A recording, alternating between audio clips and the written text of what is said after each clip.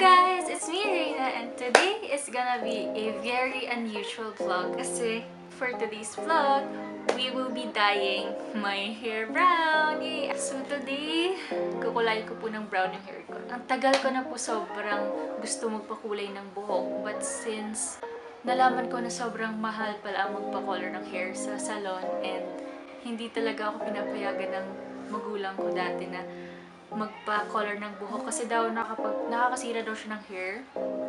And yes, I have never been through any hair treatments since bata pa talaga ako. So, this will be my first time, guys. Grabe. So, today, I will be using this hair coloring product. Nakita ko lang po actually ito sa Watson's last time. And actually, naka-buy one take one siya, guys. So, ayun. Nakabili na rin ako ng hair coloring product. And yes, ito siya.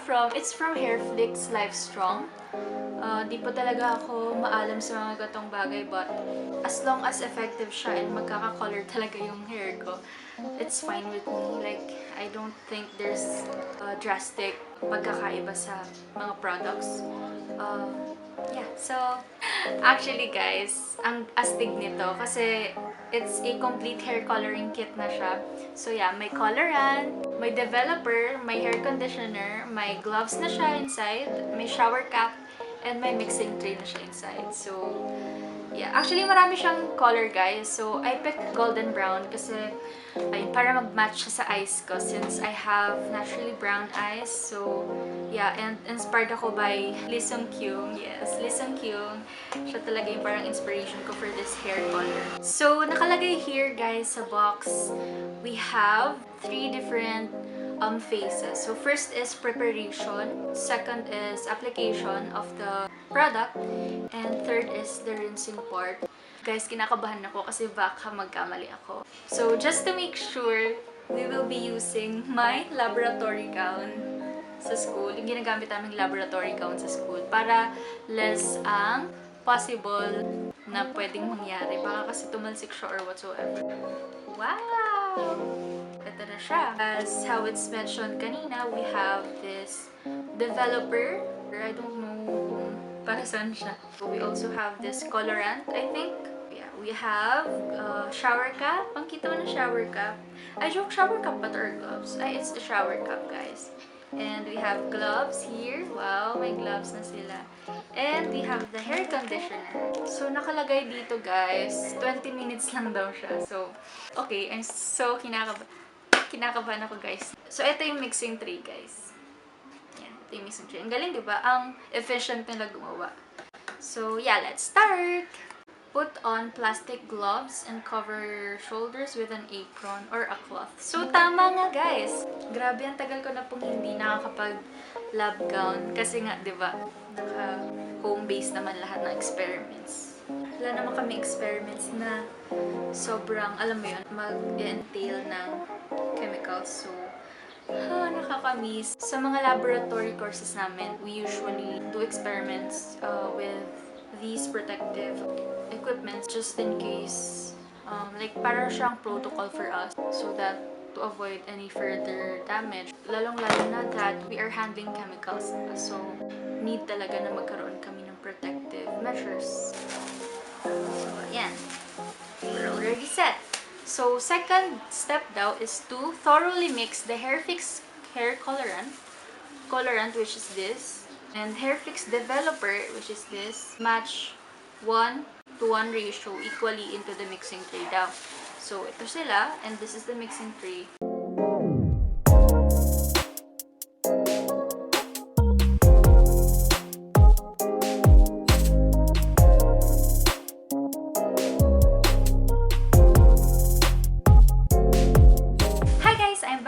So, medyo naging messy po yung paglagay ko ng developer. So, since sinabi po doon na 1:1 ratio daw, tingnan ko yung kung ilang ml sila. If imimix ko sila lahat, since 60 ml naman yung developer and 60 ml yung hair colorant. So, we're safe.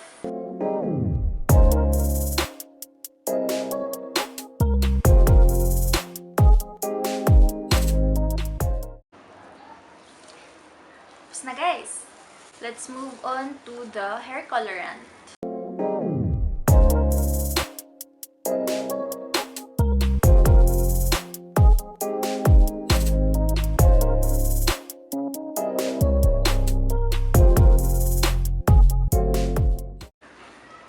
So, tapos na po guys. Na-scrape off ko na po lahat sa tube. And then, what's the next step? Sabi daw here, ito thoroughly mix daw natin siya.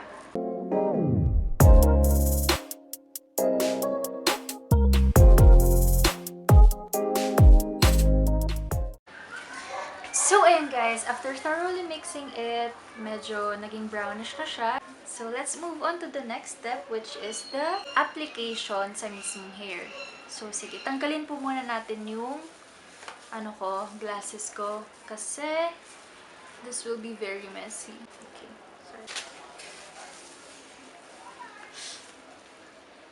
For the application, we will be using a comb. Spread the mixture evenly to your desired areas of your hair. Do not massage the mixture on your scalp. So, sige. Paano ba? Oh my gosh, guys. Please pray for me. Sana maging successful po.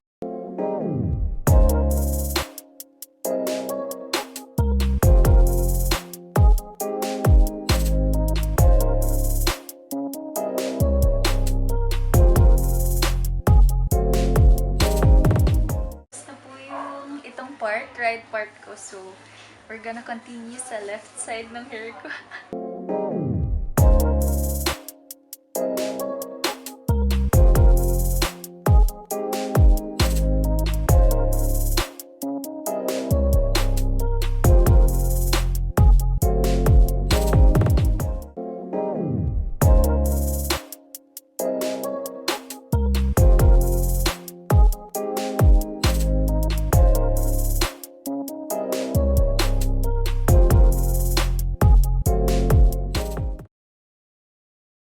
Hello guys! So, maaga na po ngayon and I'm gonna show you na yung big reveal.